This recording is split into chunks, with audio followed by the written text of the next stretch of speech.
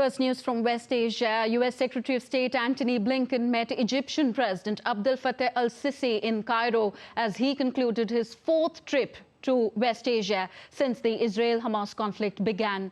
The visit came a day after Sisi met Jordan's King Abdullah and Palestinian President Mahmoud Abbas. Blinken, who earlier met Israeli Prime Minister Benjamin Netanyahu, said that Israel will have to make hard choices to normalize relations with more of its neighbors.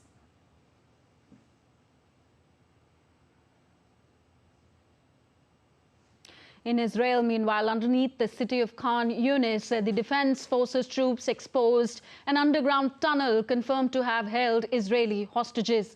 The IDF said that the tunnel was connected to an extensive network beneath the civilian area. Millions of shekels are estimated to have been invested in excavating the tunnel and equipping it with air ventilation systems, electrical supply and plumbing.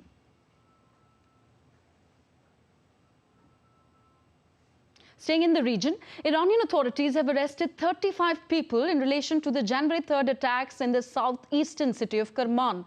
According to Intelligence Ministry, it had identified one of the two suicide bombers as a national of Tajikistan who entered Iran illegally on December the 19th. More information will be released at a later date about the second suicide bomber, the ministry said, adding that the arrests had been carried out in several Iranian provinces. The Islamic State claimed responsibility on January 4th for the attack that killed nearly 100 people and wounded some 284 at a memorial for top commander Qasem Soleimani. Tehran has vowed revenge for the bloodiest such attack since the 1979 Islamic Revolution.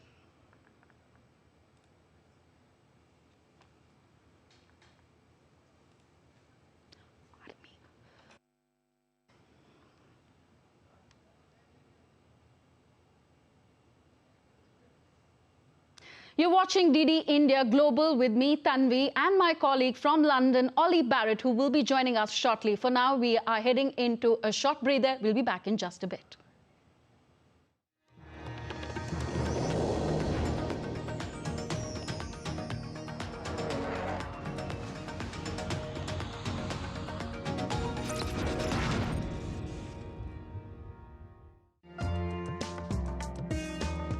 Experience the magic of Ayodhya, where spirituality meets architectural grandeur.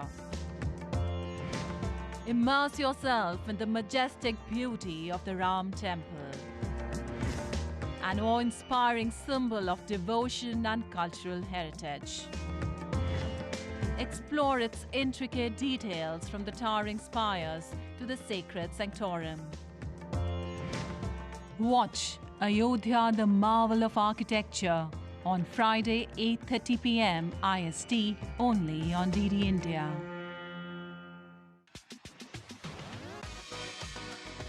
India that invents. India that innovates. India that excites. India that invites. Land of possibilities, teeming with opportunities. India Ideas, each Thursday, 8 p.m. only on DD India.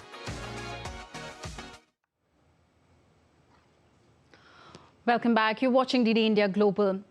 Indian Army Chief General Manoj Pandey, in an annual press briefing today, said that the situation at the country's northern border is stable yet sensitive. He added that the Indian Army continues to operate with other agencies and state administration at its northern front. Indian Army Chief General Manoj Pandey had this to say. As far as the situation on the northern borders goes, I would say the situation is stable yet sensitive. We continue to talk both at the military level as well as the diplomatic level as per the established protocols and procedures to find resolution to the balance issues which remain. Our operational preparedness in these areas continues to be of a very high level, and our deployment is both robust as well as balanced.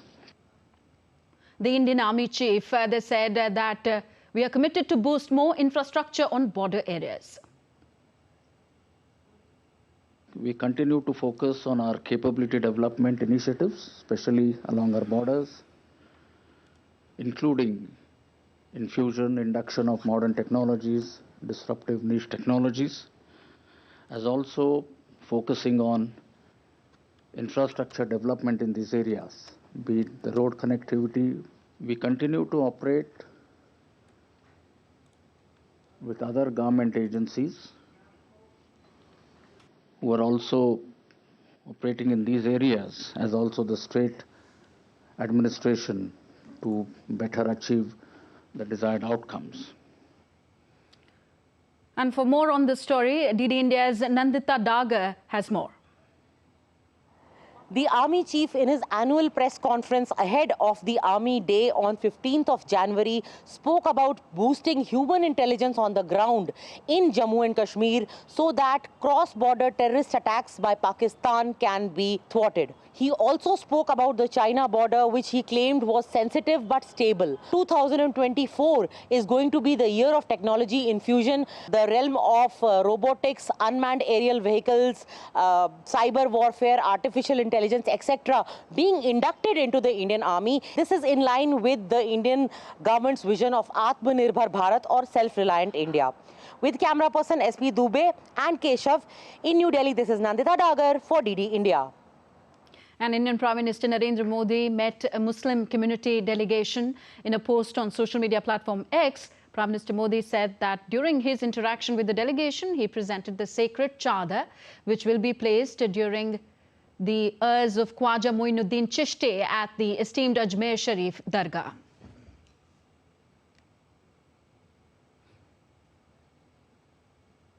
In Bangladesh, Sheikh Hasina's new cabinet, comprising 25 ministers and 11 state ministers, will take oath today. On Wednesday, the president invited Awami League president and incumbent Prime Minister Sheikh Hasina to form the new government.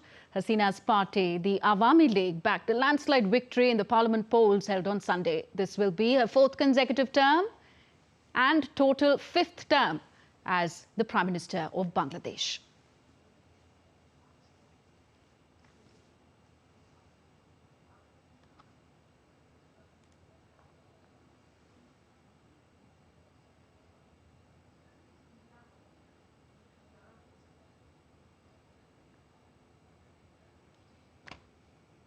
Further east in the continent, Japan's Finance Minister Suzuki Shunichi has arrived at Colombo on a two-day visit to Sri Lanka. He was received by Sri Lanka's State Minister of Defence, Premita Bandara Thennakoon. The Japanese Finance Minister is scheduled to have official discussions with Sri Lanka President Ranil Wickremesinghe later today. Japanese Finance Minister Shunichi and the accompanying delegation will visit Parliament Jayawardene Centre, Sri Jayawardhanapura Hospital, Colombo Dockyard and Lanka Nippon BizTech Institute in Maharagma during their stay in Sri Lanka. It is also expected that the visiting minister will discuss debt restructuring with the Sri Lankan leadership. India, Japan and France had co-chaired the official creditor committee to restructure Sri Lanka's external debt as part of the economic recovery of the island nation.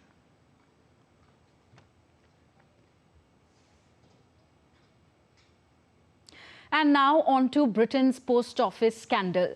The wrongful conviction of hundreds of post office workers due to faulty software developed by a Japanese firm has exploded into the public domain following a TV drama triggering demands for justice. My colleague Ollie Barrett is in London. He gives us more on this and other stories making headlines around the world. Thank you, Ollie, for being patient with us. So Fujitsu representatives will face some heat now. I think they will, Tanvi. It certainly is beginning to look that way. The Japanese technology giant Fujitsu is well in the crosshairs of British lawmakers for building faulty accounting software that led to what has been called the country's biggest ever miscarriage of justice.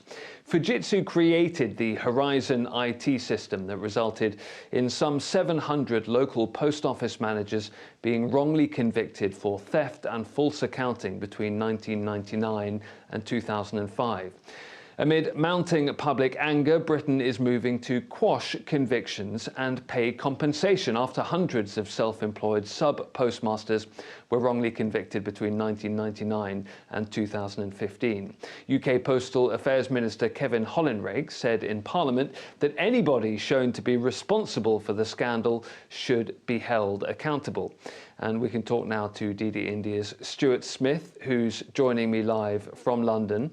Stuart, the UK government seems to be signalling an intention to pursue Fujitsu for compensation, but not quite yet.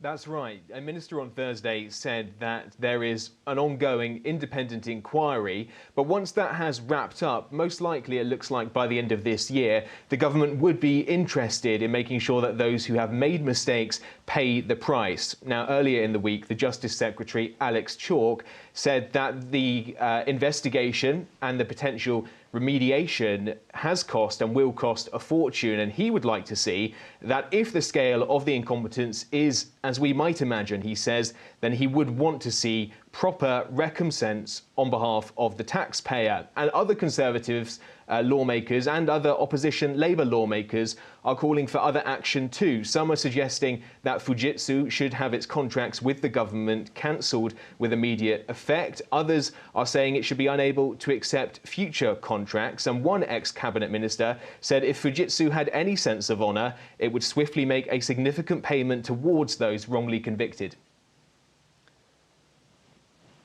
OK, Stuart. And now the government is admitting that its plans to legislate to quash the convictions in this scandal are far from uncomplicated. What are some of the concerns?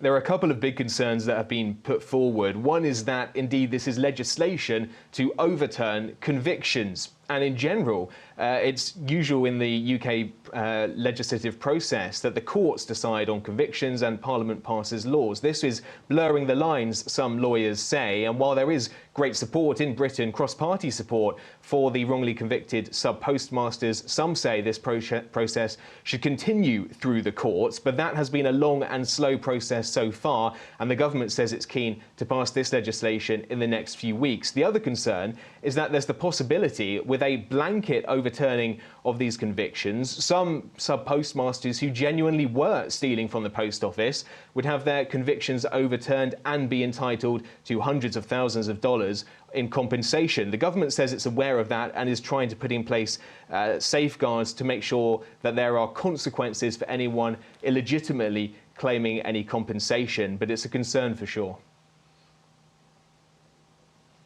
Stuart Smith, thank you.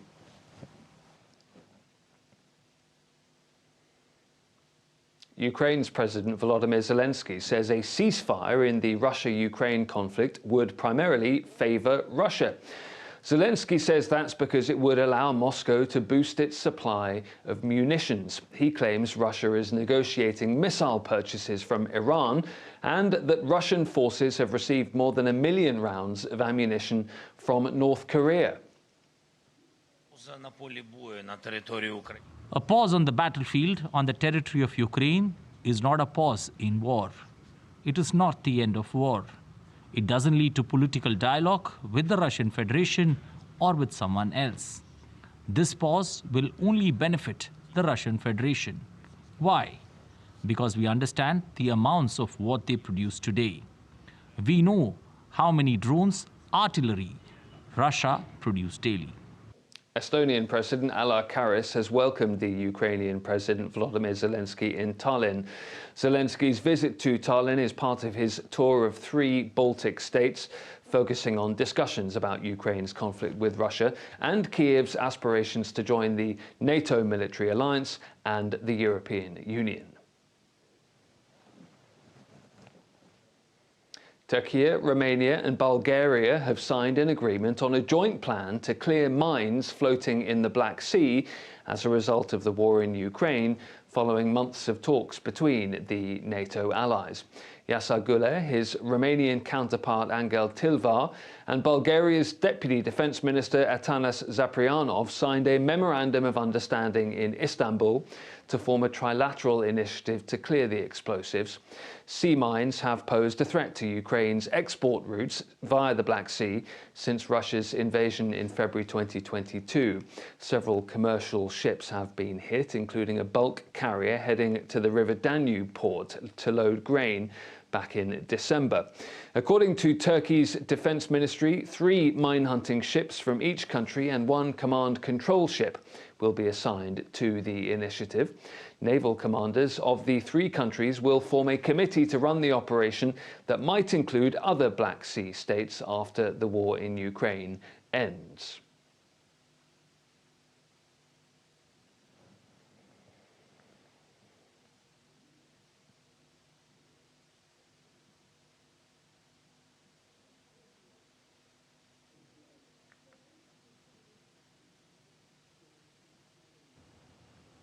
That was my colleague Ollie Barrett joining us all from London.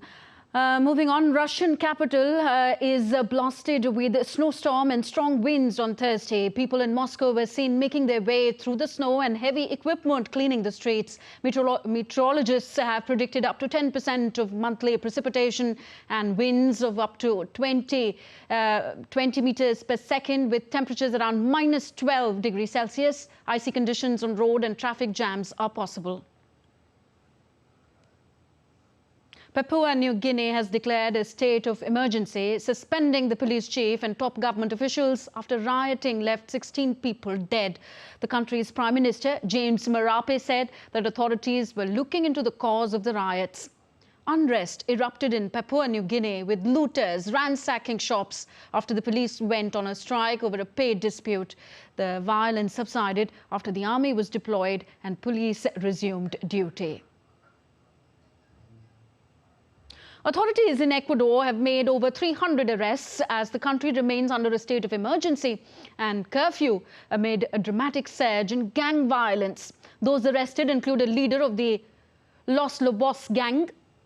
Authorities said that a dynamite was recovered from his house. President Daniel Noboa had declared 22 criminal gangs as terrorist groups, making them official military targets. Noboa also said that Ecuador was in a state of war with these gangs, who are holding more than 130 prison staff as hostage.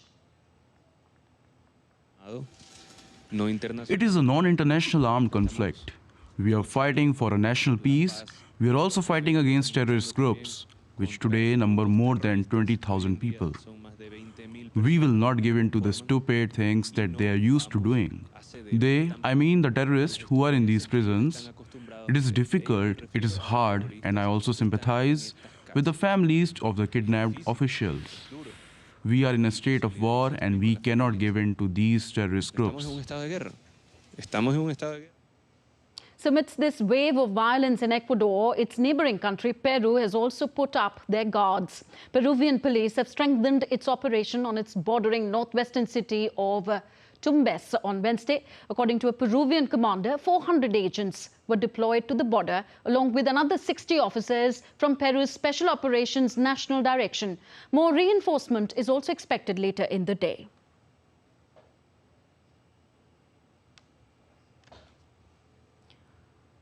You're watching DD India Global, still to come on the show.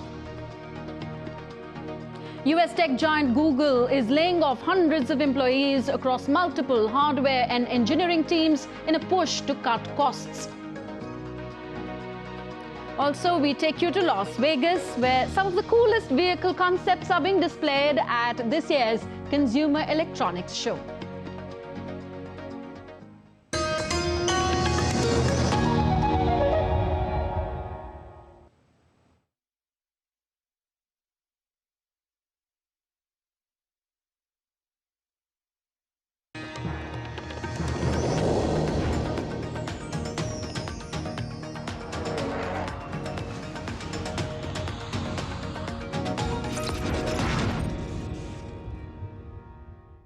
In a world that never stops, where information shapes our reality, one app stands out, helps you stay ahead of time. Introducing the DD India app, your gateway to a world of news right at your fingertips. Your most trusted source of news goes global, goes digital. Explore a world of options, top stories, live updates, in-depth analysis, and more. Stay informed wherever you are. Real-time alerts keep you ahead of the curve always. The DD India app, connecting you to the world one story at a time. Download now and explore the world of knowledge.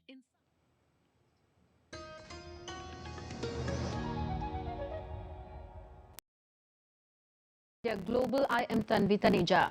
Back to Asia. In a signal to China, the US has said that it opposes any outside interference in Taiwan's January 13th presidential elections. According to a report, a senior official in the Joe Biden administration said that Washington's policy towards Taiwan will remain unchanged despite the poll outcome.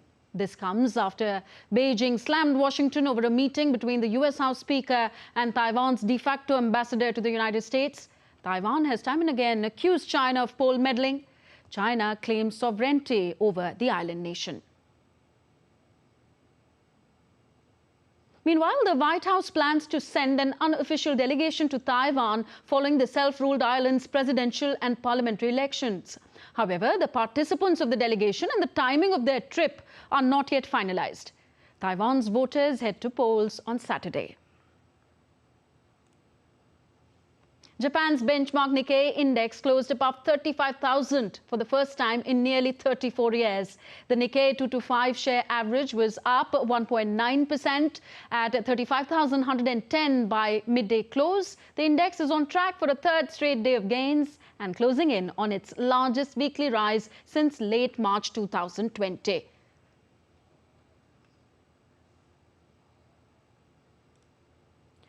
Google laid off hundreds of employees in several divisions, with Fitbit co-founders James Park and Eric Friedman also leaving the company as the tech giant continues to cut costs. Google said few hundred roles are being eliminated in the hardware team responsible for Pixel, Nest and Fitbit, with the majority of people in the augmented reality team being let go. The company also said hundreds of roles in the search giant's central engineering team are also being impacted. The spokesperson did not specify the number of roles being impacted.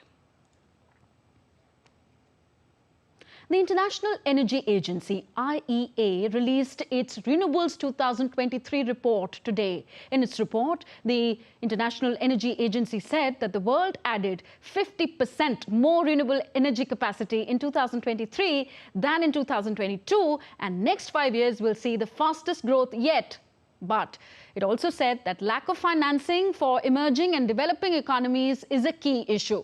The report forecasts that solar power and onshore wind energy deployment through 2028 is expected to more than double in the United States, the European Union, India and Brazil compared to the last 5 years. The agency expects 3,700 gigawatts of clean energy capacity to be added by 2028 across 130 countries, with solar and wind energy accounting for almost all of it.